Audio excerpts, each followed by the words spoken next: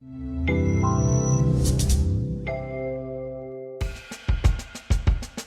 puzzling object in the 1983 data. Is this a hypothetical Planet 9? Scientists are one step closer to answering one of the most intriguing questions about the solar system. Is there a planet lurking somewhere in the cold, dark corners of our system, in an orbit so elongated that it could take thousands or even tens of thousands of years to complete? A British astronomer found traces of a strange object in data collected nearly 40 years ago. But is it really the ninth planet? Researchers have yet to be certain of the existence of this hypothetical object. However, data collected decades ago shed new light on the matter and may be a clue that will lead scientists to the ninth planet. Astronomer Michael Rowan Robinson of Imperial College London, UK, analyzed data from the infrared astronomical satellite, IRIS, in 1983 and found something surprising. The paper describing the discovery is now available on the archive preprint server and has been accepted for publication in the monthly notices of the Royal Astronomical Society. In the outer reaches of the solar system, far beyond the orbit of Neptune, there are objects that have rather peculiar orbits. A popular hypothesis is that these strange orbits are influenced by a hypothetical body called Planet 9.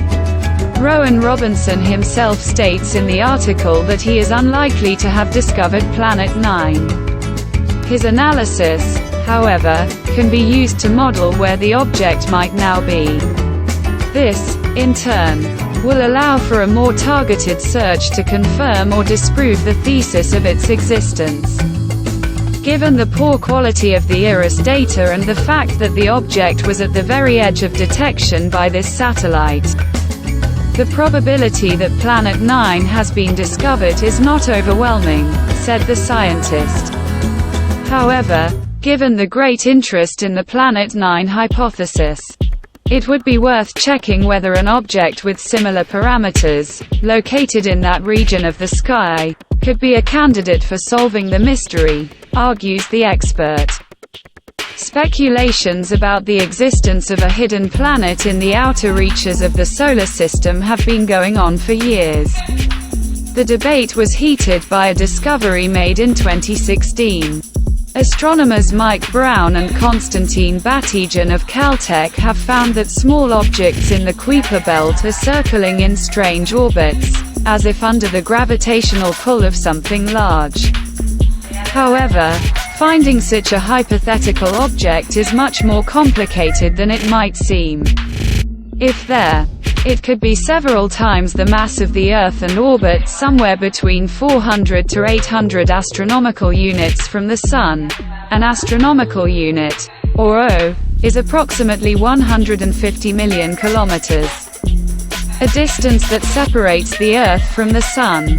By comparison, Pluto is about 40 astronomical units from our star. So the hypothetical planet is very far away, cold, and probably doesn't reflect sunlight at all.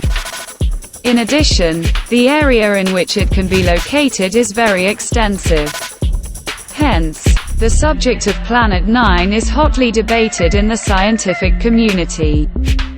The IRIS satellite operated for 10 months from January 1983, surveying 96% of the sky in the far infrared. At this wavelength, small, cool objects like Planet 9 can be detected. For this reason, Rowan Robinson decided to reanalyze the data, looking for an object with parameters similar to the hypothetical planet. It turned out that out of about 250,000 points detected by the satellite, 3 may be candidates for the ninth planet. In June, July and September 1983, IRIS picked up what appears to be an object moving across the sky. However, this is not a certainty.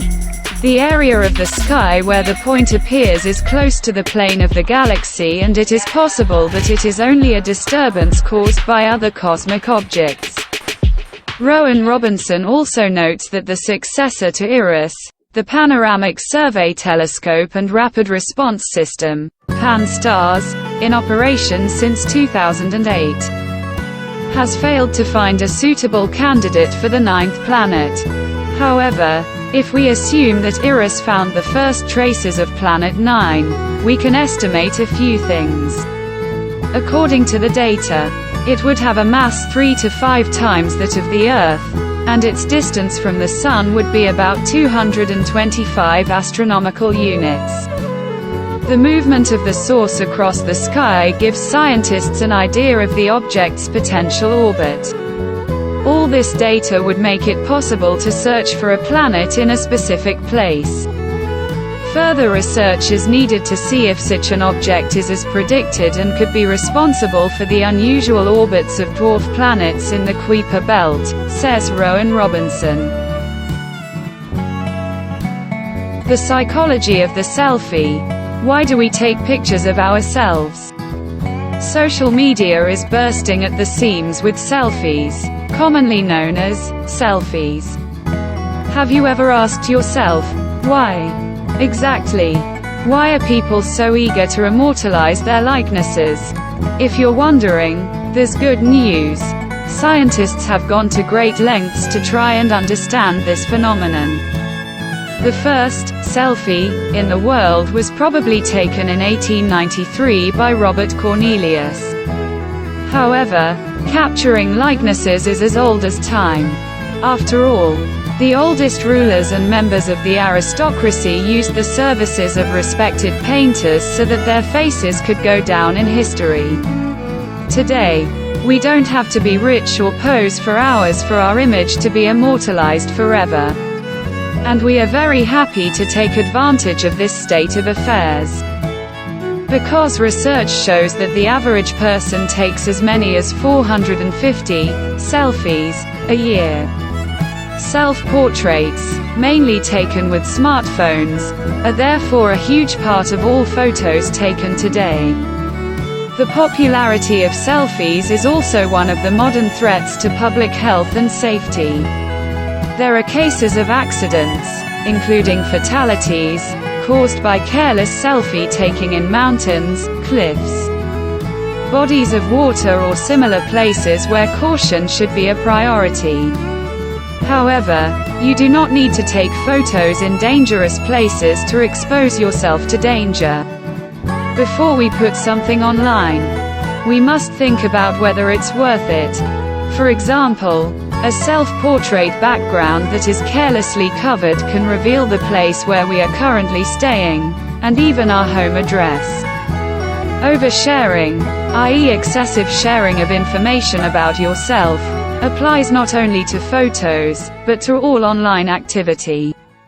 In the era of the internet, we must be careful what others know about us. Not everyone has good intentions. A good way to increase your protection is to using encryption tools, such as VPN online, to connect to the network. Keeping an eye on phone settings, e.g. disabling attaching location to photos, avoiding sharing personal information, place of work, identity of friends and co-workers. Being careful about the background of photos. As we mentioned, characteristic backgrounds can be enough to estimate someone's place of residence. Common sense. Not everything we do has to be public. What makes us so eager to immortalize ourselves? Is vanity so deeply rooted in human nature? It turns out that it's not about our self-love at all. While some people actually like to look at themselves, the mechanisms behind the popularity of selfies are different. A group of scientists decided to investigate why, although the technology of digital photography is relatively young, handheld photos have quickly and firmly taken root in our society.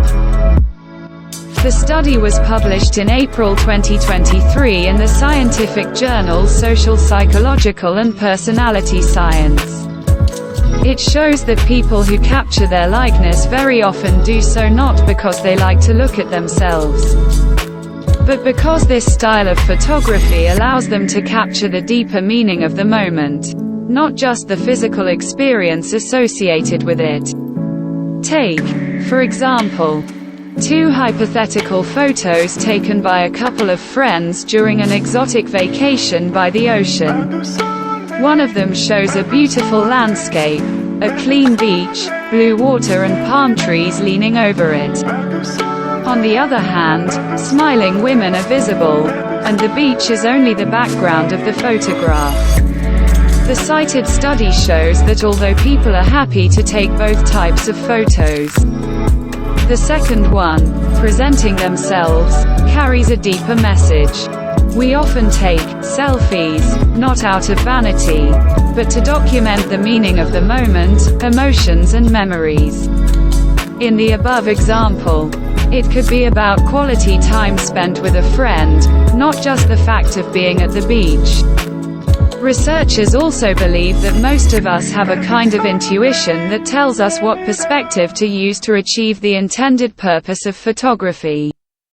If we want our commemorative photo to be meaningful and have a deeper meaning, most likely we will choose a third-person perspective of ourselves. If, on the other hand, the photo is to document the physical experience of being in a certain place or performing some activity, most of us will focus on the first-person perspective, i.e., showing what we see as a photographer. For example, the landscape. So if you've ever wondered why modern people are so eager to take self-portraits, you've got your answer. Of course, it also happens that we care about self-promotion, acceptance of the environment and collecting likes. But research shows that it's usually all about capturing the important moment, and yourself as part of it.